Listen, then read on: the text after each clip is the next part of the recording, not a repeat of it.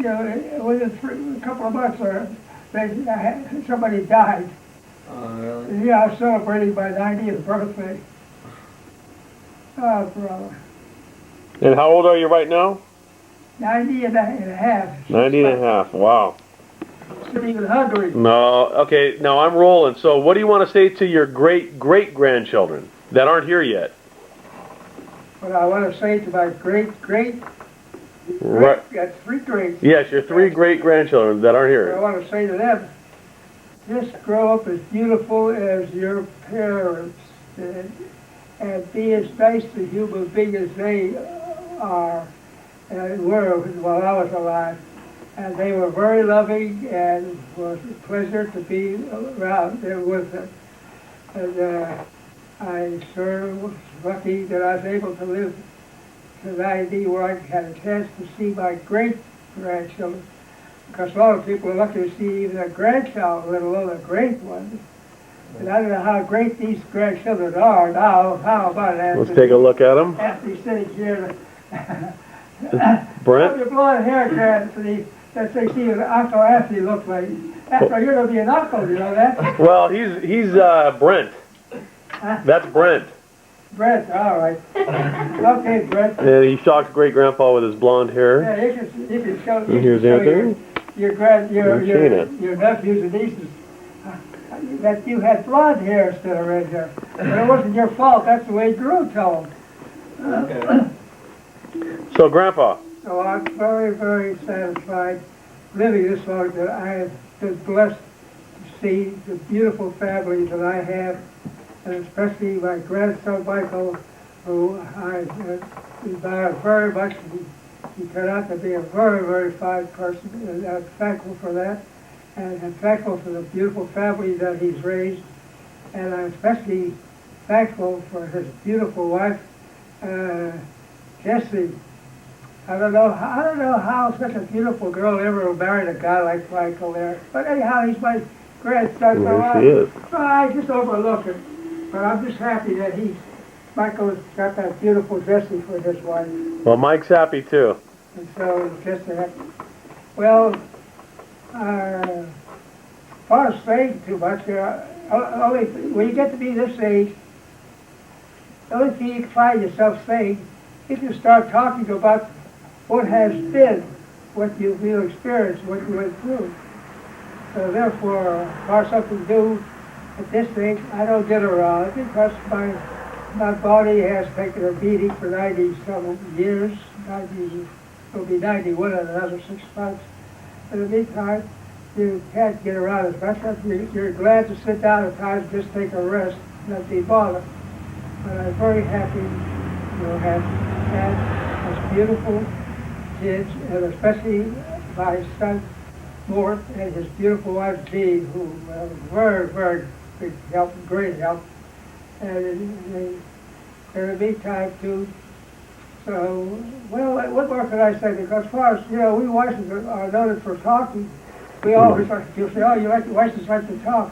Because when we can't talk, there's something wrong with the Weisses. Is that right, Fred? Well, let me ask you some questions. What was the most memorable experience of your whole life? Oh, listen, if I was lived for 20 years, I could tell you. But look, from 1932 to 2001, that's what? That's 69, 11, 9, 10, that's 69 years.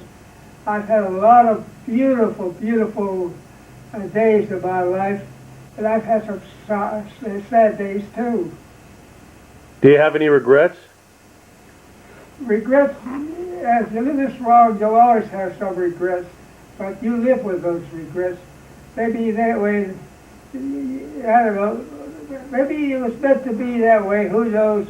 But anyhow, thank God, it all worked out okay for me. Even my mother, which would be your great grandmother, my mother, she used to always say, in life everybody has, beautiful days. That's a nice day.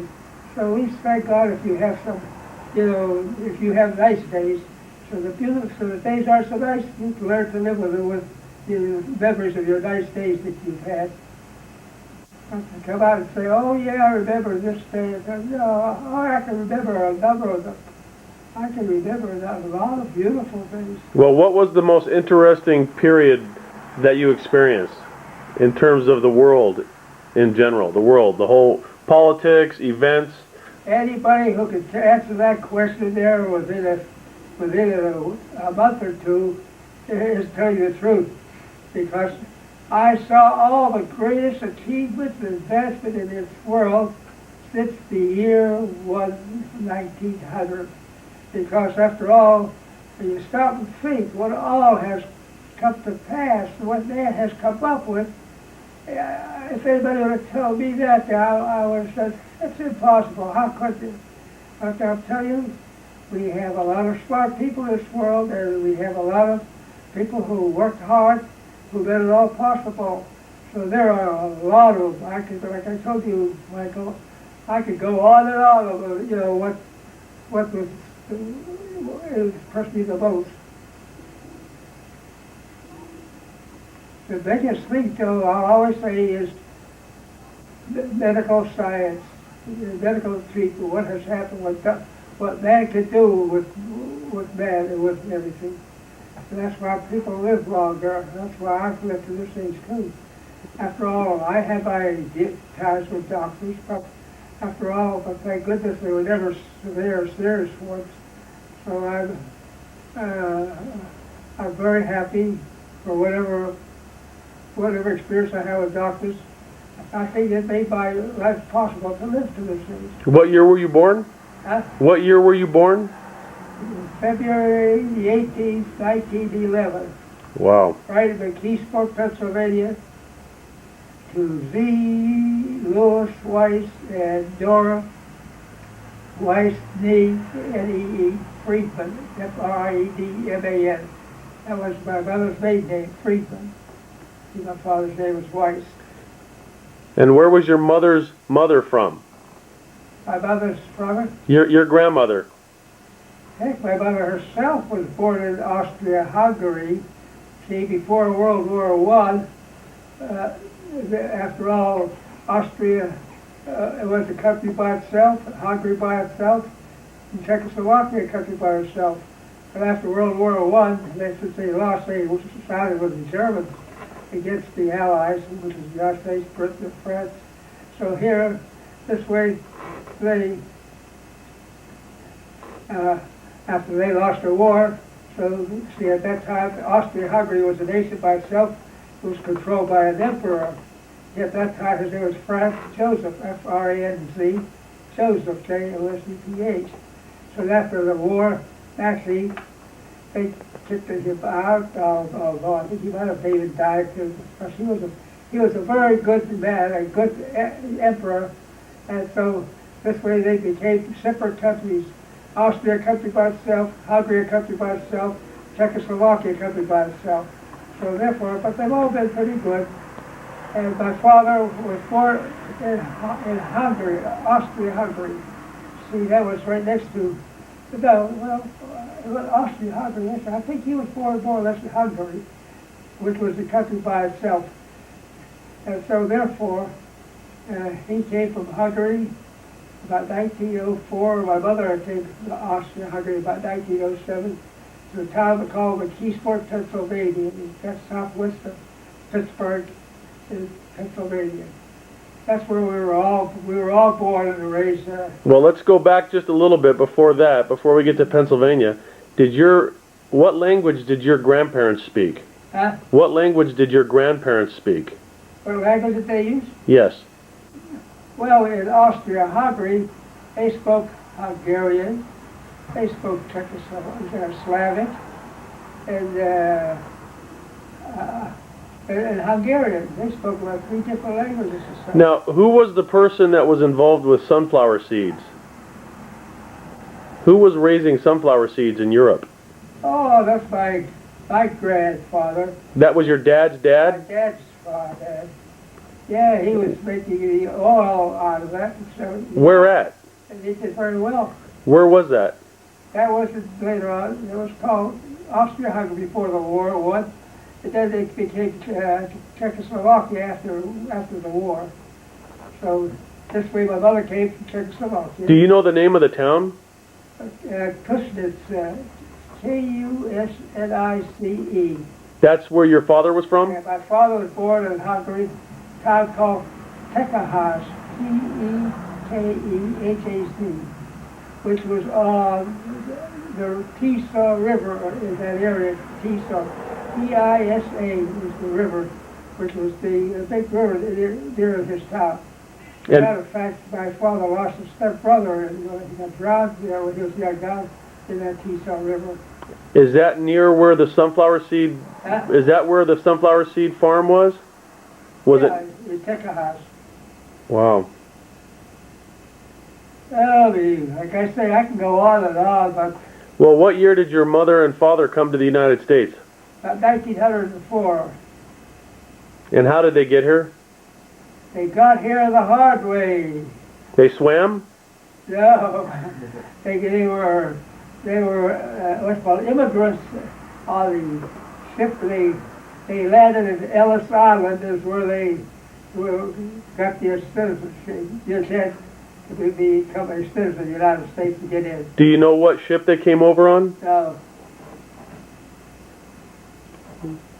Now, what was their name when they got here? Did they keep the same name or was it changed? No, same name. My father's name was Zelman, Z-E-L-M-A-N, Louis Weiss. See, Zelman is a very popular Hungarian name, like in America, George and John. In Hungary, Zelman, well, he's called Zelman, you know. So that's he had a popular Hungarian name, like you have a popular American name, like Anthony or Fred or something like that. Yeah. And then my mother, too, she came over here, and well. What was her name? Her name was Dora Friedman, F-R-I-E-D-M-A-N, Dora Friedman.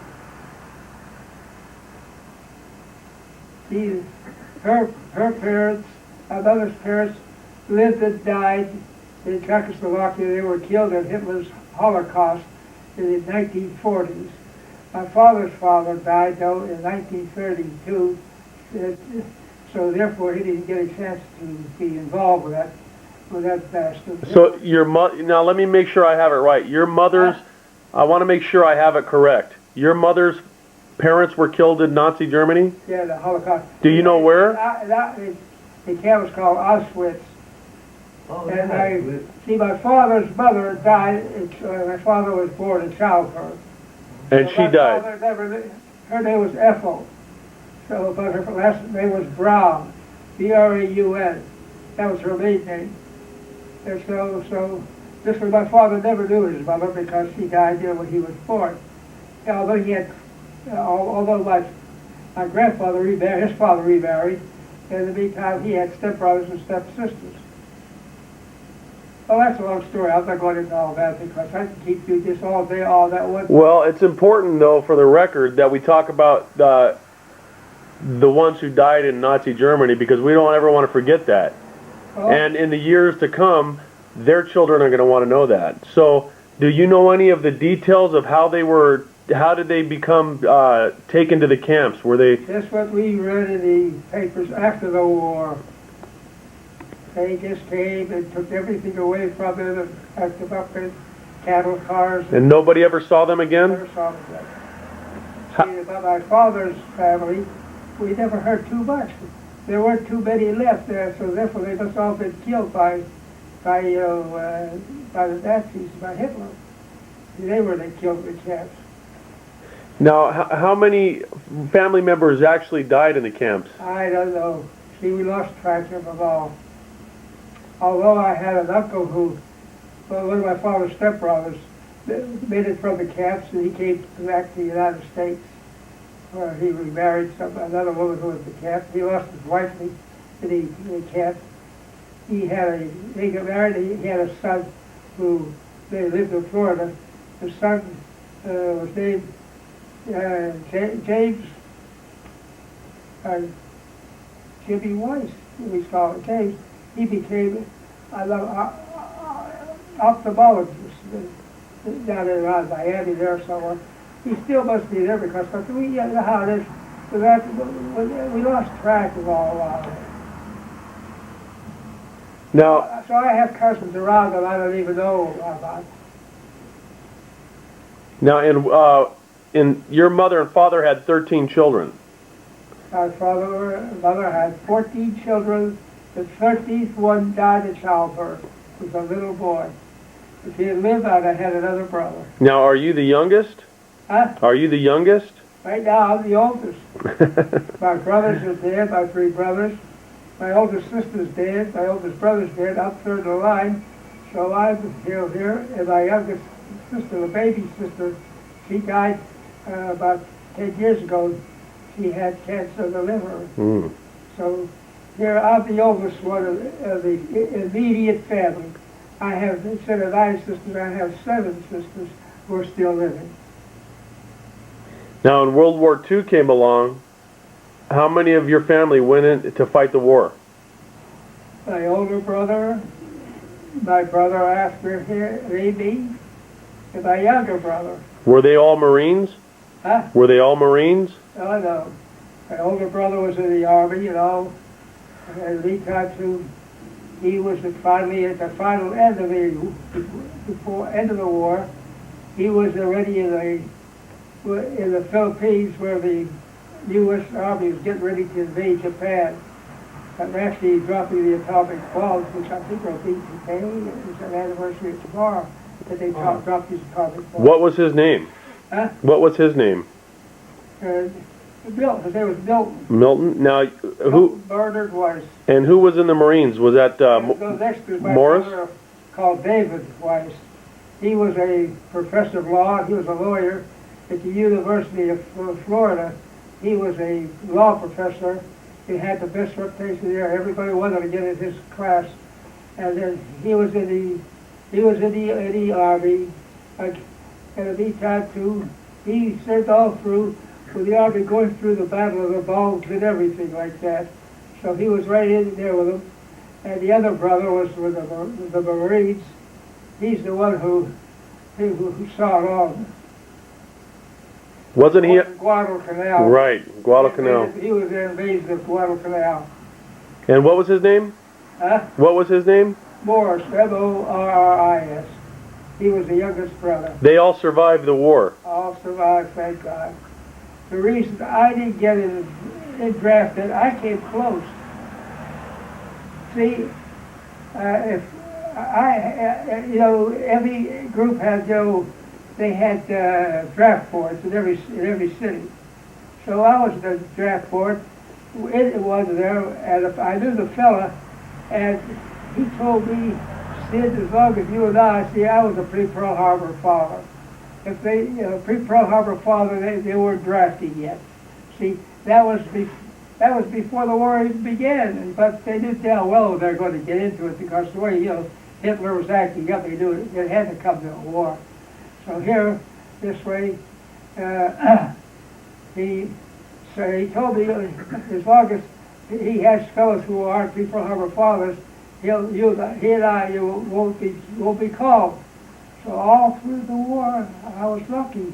I wasn't called, but I stayed home, and I ran the business of the service station to keep going, so the family was able to keep going everything. So I took care of that. In fact, my being there helped save the family too. Because remember, I had 8 sisters back there, their families. Now that was a service station, but that was a service station. Right. Now who had the meat shop? Was that your father? Did your father have a butcher shop? Oh, he was a butcher, grocer. See, now another thing too, out of my sisters, I had, let's see, one brother-in-law who was in the Army. He served with,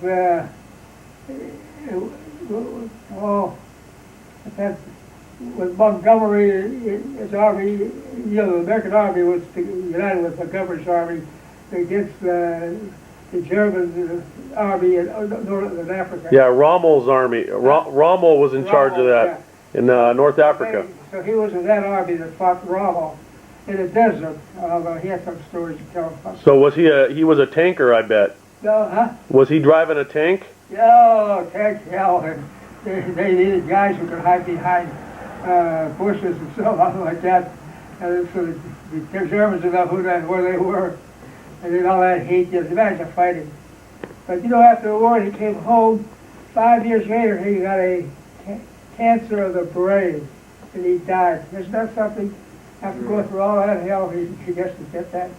And then another brother-in-law who was drafted already, and he was getting they were getting ready to ship him out to Lord knows where. So there were about, there were about 8 of us in our family who were in the services of the Army. So we had a pretty good representation. And I was saved by being the Pre-Pearl Harbor father. But whatever 1945, that was whenever the Battle of the Bulge broke out there, that was a nasty war. We lost a lot of boys there. So here, my draft board, you know, I get a 1A card from him. I says, hey, what's the 1A card? He says, we're having trouble with that Battle of the Bulge. We need more men. I said, oh, here I go. Because the Battle of the Bulge, the days were so foggy and so bad that our airplanes could fly over and drop supplies to the boys in the field who needed guns and the equipment and everything, but they couldn't get any of that because this way the airplanes could fly and drop that supplies to them. So he says, but we're going to have to send a lot of guys over there. Well, I got there on in March, you know, too. He says, so start straightening out all your programs and everything, because sure enough, he says, both you and I, we're going maybe next month in May or so on. Thank God in April, remember the Russians, they came in, and Americans came in there too. They defeated the Germans, and they knocked the hell out of the bastards. Hitler committed suicide then. So then he says to me, Sid, the war's over for you. We ain't going. They don't need us. I said, it's going to be too bad if we had to go. But then again, I'll tell you, I came damn close. I still have my 1A card yet. Do you remember what you were doing on the day Pearl Harbor was attacked? Very, very well. It was a nice, beautiful, warm winter day, but the sun was warm. And I was working in a service station, running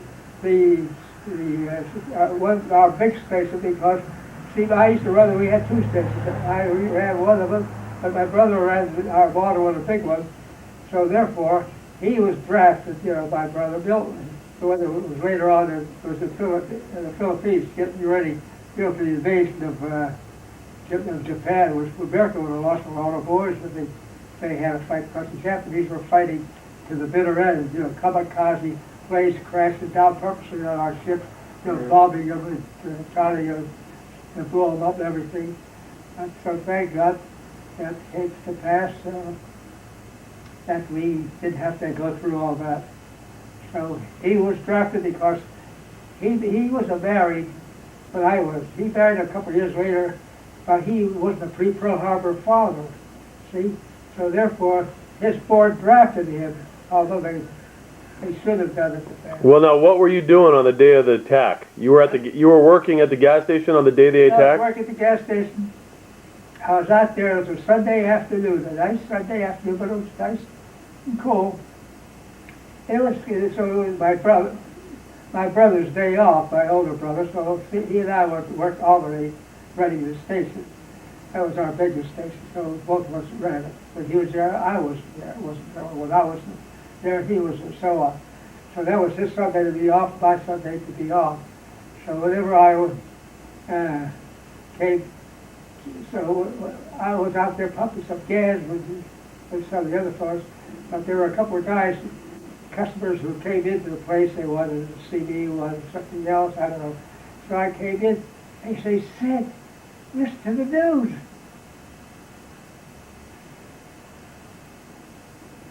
So I told him, what news? He says, the goddamn Japanese bombed us. I said, what are you talking about? Yeah, Pearl Harbor. They killed so far over 5,000 of our men. Well, I was just as shocked as after all. You hear that, you're shocked. Killing our men and blowing up our battleships and stuff. We had our whole fleet practically there almost, you know that? They cut us our pets down. So, hell out of this. I says, boys, that means war. I says, because we're not going to let those bastards get away with that. I says, now, you can go home, start saying goodbye to your wife and family. So I'm going to have to do the same thing too, because I didn't know how safe I was with that draft board business. So gee whiz. So here well, actually, I shook up. So I called my wife, Jean, that's your grandmother, Jean. And I says to her, I said, honey, did you hear the news? She says, yeah. She says, what does that mean? Honey, we're at war. I says, God damn it, this is, I says, I don't like the way it looks. It's going to be terrible. There'll be a lot of innocent people killed. But she says, I had war all day too with your son, that's with your dad. He was acting up all day and I'm not behaving. He had to give him a couple of whacks with a slap because she said, she doesn't know what was wrong with him. He just was behaving himself. He was acting up. And let's see, at 41, right? Yeah. 41, he was born in what? 17, he was about 8 or 9 years old. I see that.